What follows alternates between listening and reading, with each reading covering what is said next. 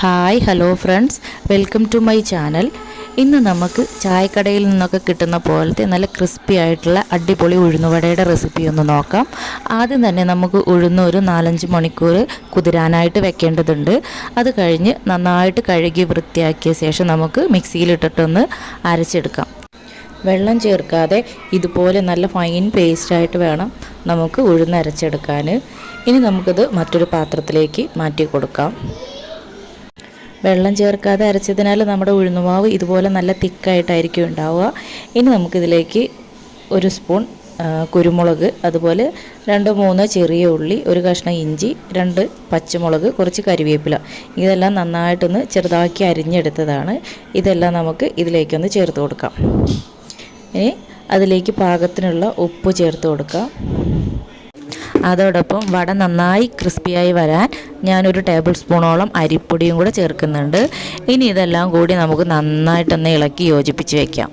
അപ്പോൾ നമ്മുടെ ഉഴുന്നുമാവൊക്കെ നന്നായി ഇളക്കി യോജിപ്പിച്ച് എല്ലാം സെറ്റാക്കി വെച്ചിട്ടുണ്ട്. ഇനി നമുക്കിതൊരു 2-3 മണിക്കൂറൊന്ന് റെസ്റ്റ് ചെയ്യാനായിട്ട് വെക്കാം. ഈ സമയം നമുക്കിതിലേക്കായിട്ടുള്ളൊരു ചട്നി റെഡിയാക്കാം. 1 സവാള, അതിലേക്ക് ചെറിയൊരു തക്കാളി, 4-5 വെളുത്തുള്ളിയുടെ അല്ലി, കുറച്ച് ചെറിയ ഉള്ളി, 1 നെല്ലിക്ക വലിപ്പത്തിലുള്ള വാളൻപുളി. ഇനി നമുക്ക് ചട്ടിയിൽ എണ്ണ ഒഴിച്ച് കൊടുത്തിട്ട് പൊട്ടുകടലയിട്ട് നന്നായിട്ടൊന്ന് മൂപ്പിച്ചെടുക്കാം. ഇത് നന്നായി മൂത്ത് വരുന്ന സമയത്ത് നമുക്ക് പുളി ഒഴികെയുള്ള ബാക്കി സാധനങ്ങളെല്ലാം ഇതിലൊന്ന് ചേർത്ത് കൊടുത്ത് നന്നായിട്ടൊന്ന് വഴറ്റിയെടുക്കാം. ഇത് നന്നായി മൂത്ത് വരുന്ന സമയത്ത് നമുക്ക് ഇതിലേക്ക് പാകത്തിനുള്ള ഉപ്പും അതോടൊപ്പം തന്നെ എരിവിന് ആവശ്യത്തിനുള്ള മുളക് പൊടിയും കൂടെ ഒന്ന് ചേർത്ത് കൊടുത്തിട്ട് ഒന്നും കൂടെ മിക്സ് ചെയ്തെടുക്കാം. ഇനി ഇത് ചൂടാറി വരുമ്പോൾ നമുക്ക് പുളിയും കൂടെ ചേർത്തിട്ട് ഒന്ന് അരച്ചെടുക്കാനുണ്ട്.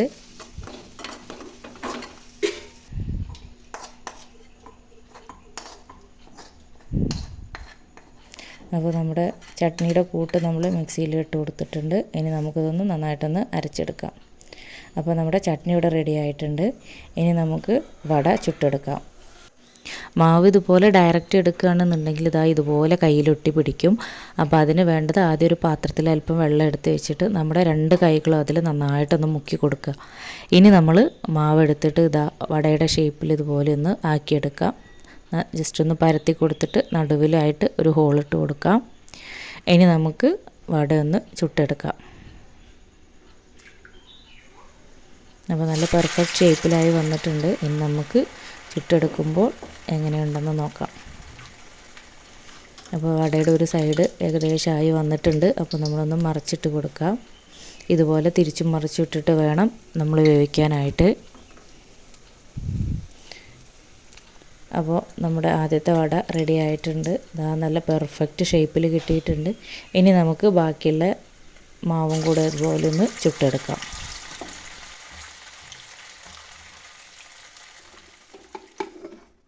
അപ്പോൾ നമ്മുടെ വടയെല്ലാം ചുട്ടെടുത്തിട്ടുണ്ട്.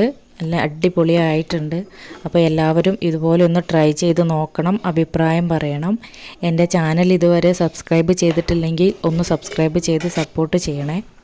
Okay, thank you.